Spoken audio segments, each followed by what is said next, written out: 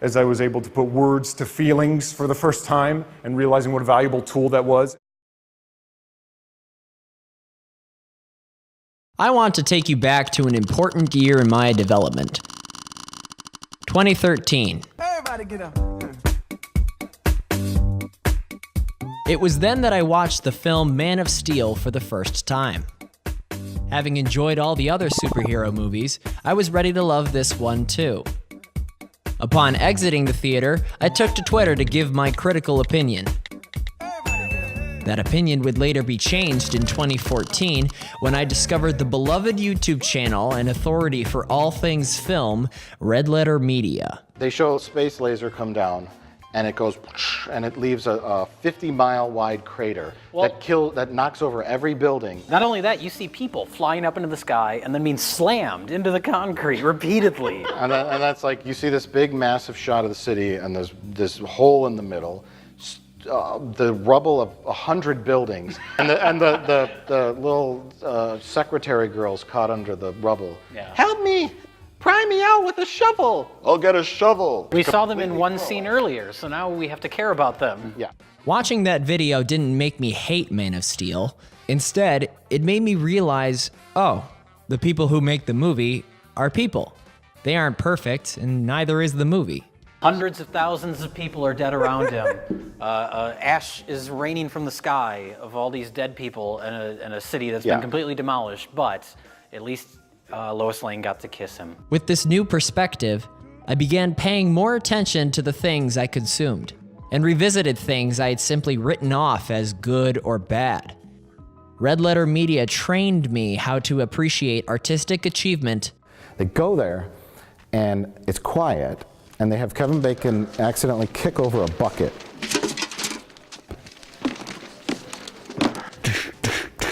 So they had them do actions in the scene. Instead of just walking out going, "Doctor? Yeah. Doctor," they had Kevin Bacon kick over a bucket, and they had Fred Ward walk down a ramp before they know they can't make noise, where they're unknowingly making noise when they don't really need to.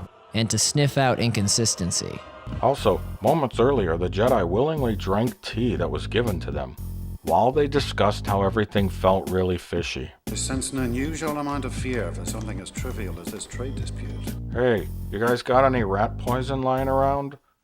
Put it in the tea! They'll drink it! Put the rat poison in the tea! My subscription soon began to fill up with similar channels that could articulate the how and why something made you feel. But what is the psychological effect? If a long lens feels like you're spying, then how does this lens make you feel? Look, something is very wrong. Kind of uncomfortable? And kind of funny. Then, in the Tower Brawl, Captain Boomerang is wrestling with a tar monster who stabs him right in the heart, and for a second, you go, oh no, but, being a savvy and attentive viewer, you immediately go, ah wait, the unicorn, and you pat yourself on the back as Boomerang pulls out the knife, stuck in a wad of money.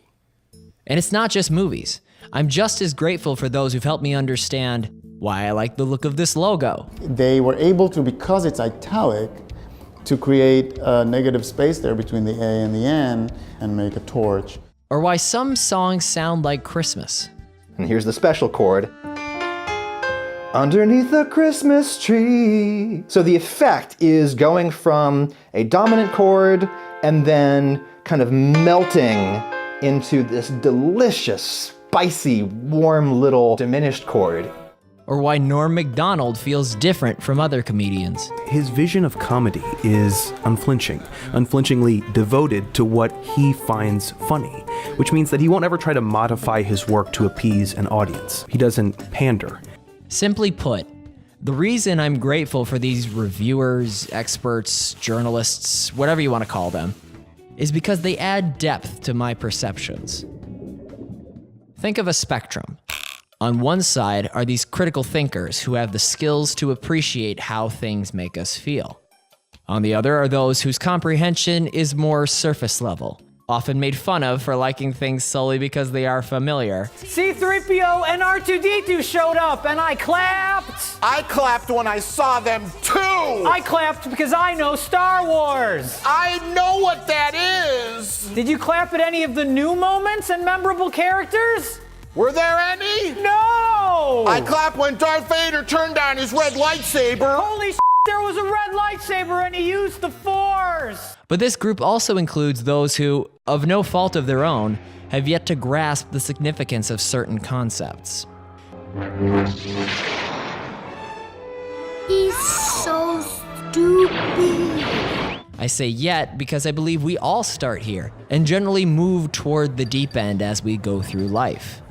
The proverbial red pill responsible for this transition is most often recognition of flaws in a subject of interest. Blown away at how much dust there is. Yo, I didn't take out That that looked really RPG. dumb. Oh! That looks shitty. We were in the back of that truck. Here comes the What? What the f was that? What the hell? What? Oh my god! They didn't see us as if we snuck through the whole area. Yep. The big dumb chase doesn't matter. Yep. I should note that I'm not saying that the deep end is superior. There's nothing wrong with staying in the shallow end for some turn your brain off fun. But I would maintain that being able to discuss the intricacies of your favorite artist or team with friends adds value to developing as a critical thinker.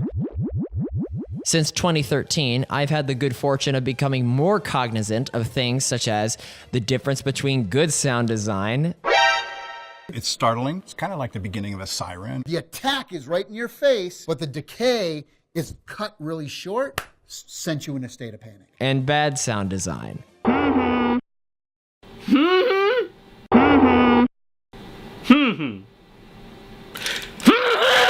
The reason for a ubiquitous psychological phenomenon. When approaching a ledge, your survival instinct kicks in, but your balance and motor systems don't get it. The part of your brain that processes intention might resolve this by determining that something must be pushing you, or that you might actually want to jump. Why people like Kanye. So he chose synthesizers that sound like vocals, but it's important because the orientation, the orbit here is still around the voice. And many other topics from watching videos like these. I would recommend all of these. It is at this point in time that I hope to join, or at least be associated, with these great minds of the deep. I plan on releasing an analysis video of my own about a problem I found in an upcoming film. In the meantime, please check out the description where I've included links to everyone featured in this video. And list in the comments other individuals who you think also deserve our appreciation for elevating our understanding of the things we consume. Thanks for watching. Everybody get up.